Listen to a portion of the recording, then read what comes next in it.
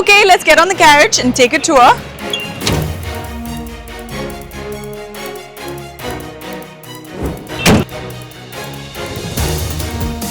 Welcome to Mumbai once again. I know you've said that you've been here before. How is this different from the times before? I've been here very briefly, I think. I was on my way. First of all, I was at Vidit's wedding, which was in Pune, so it was nearby. And I was on my way to Chennai Olympiad, and we did an event in Mumbai called the Death Match. And that was very brief. So now I'm here for much longer. We got to see the city a little bit in today, so Right. yeah, different. So we have Fabiano here with us. And Fabiano has a great problem with the honking. We were just discussing, there's no reason for the honking. It's just honking. Yeah, there's no real...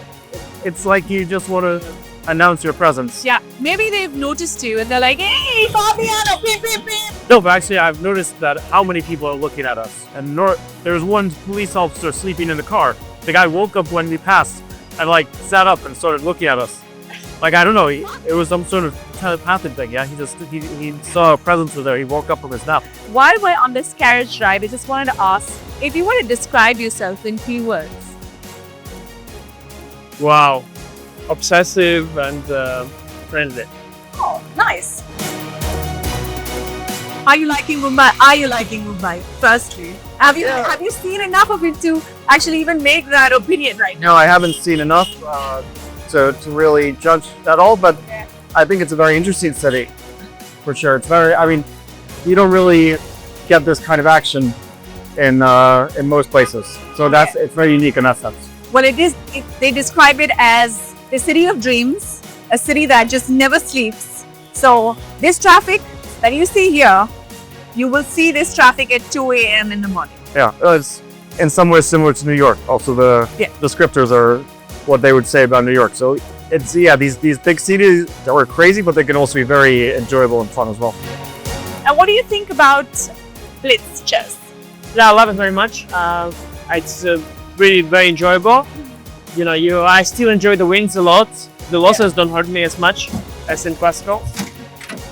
I'm not exceptionally good at it compared to my peers, so I have never spent much time really focusing on it.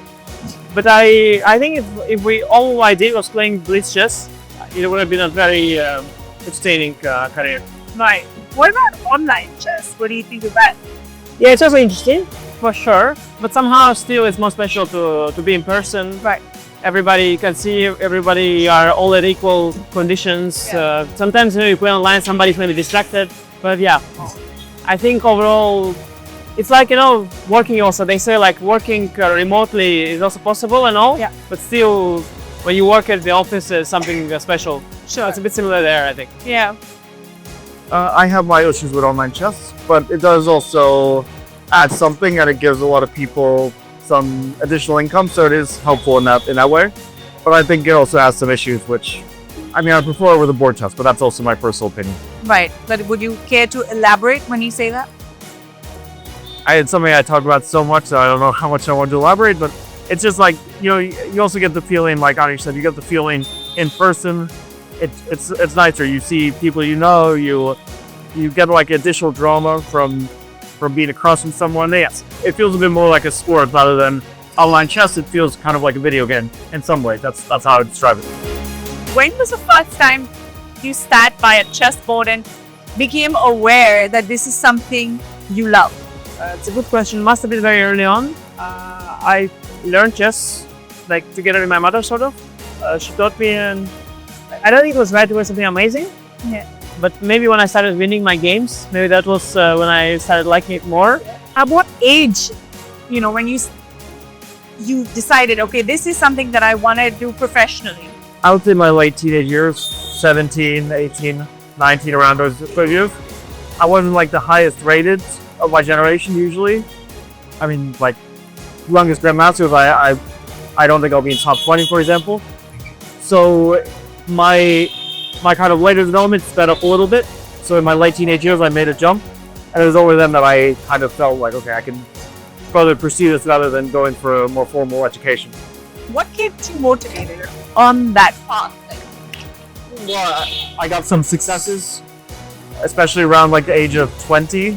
I jumped like 1920, I jumped to the top card in the world, and that was very motivating for me. So that year, like 2012, that was when I was turning 20 years old, and that was a very, very good year for me. I jumped up to the top ranks. I won a few very important tournaments, like the Durban tournament. I was able to hold my own against the best players in the world, so that gave me the confidence that I could compete at the highest level. Fantastic. So is there any other sport beside chess? Is there anything that you passionately follow? I follow mainstream stuff, Okay. but I enjoy playing table tennis. I started also at the age of 7. Oh, nice. Then I had to I quit it because I had to spend more time on chess, so I stopped doing that. But I really enjoy table tennis.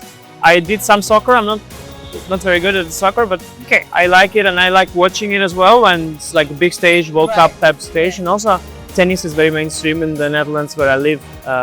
Big tennis Right. finals, something I'd like to watch. I also like Olympic Games, and within Olympic Games, I like track and field stuff as well. I did that a little bit myself too when I was a kid. I like the short distances, you know. Yeah. So I find like the 100-meter sprints really remarkable because you have like the entire race in just under 10 seconds, and like it's just amazing. There's no other sport which is like this fast. And Yeah. I also recently realized, they are so fortunate to be like for like the short form content, like the reels or shorts. Yeah. They can place we can place a highlight or somebody wondering. They can place the entire race inside a YouTube short. It's not amazing. Interesting. Speaking about race, we just finished with the F1D. Are you a fan? Do you watch? Not really. I have to be right because my country mate Max Verstappen is really, really good. I think the hype somewhat down in the Netherlands. Okay, I'm not really circling along with the Dutch community as much. I'm really focusing on just my own life, let's say. But I think there was a huge hype as he was up and coming. Yeah. And at some point, people got really used to him winning all the time. So but yeah, now maybe it's gonna be, it's definitely a big thing. But personally, I'm not that huge a fan. I was hoping to maybe get invited, not to one of those Formula One races. Right. But I never really did, and I never really went to one. So Well, you never know. Maybe Max is listening to this and he's gonna personally invite you. yeah, I could also just get tickets myself probably. But I'm waiting for personal invitation from us. Yeah, so I'm gonna be a long wait, I think. You never know. Yeah, you never know. You never know. I mean, there are some events like there are a lot of events, Formula One events, where chess players are also collaborating with them. Yeah. I think Timur Rajabov, a famous player from Azerbaijan, went to Formula One race. I think Anna Kramling did some events with some Formula One. I think it was maybe Formula E, but still, there's like a big mutual interest there. They also have a very technical, interesting sport with lots of research and kind of science behind it too. So no, for sure, very interesting sport. I haven't yet been a fan, but I watched some of this Netflix series they did, and I think it's fascinating for sure. Yeah. What about the food? Is there anything you're looking forward to eating? Yeah, I really enjoy Indian food for sure. But after a few days of it, I sort of have. I mean, I'm done. In a sense, I'm no longer as excited as I am. Like first, I'm oh my god, paneer, let's go. But now, but now it's like. Well, thank you so much. I hope you continue to enjoy your time and we'll catch you around some other time again.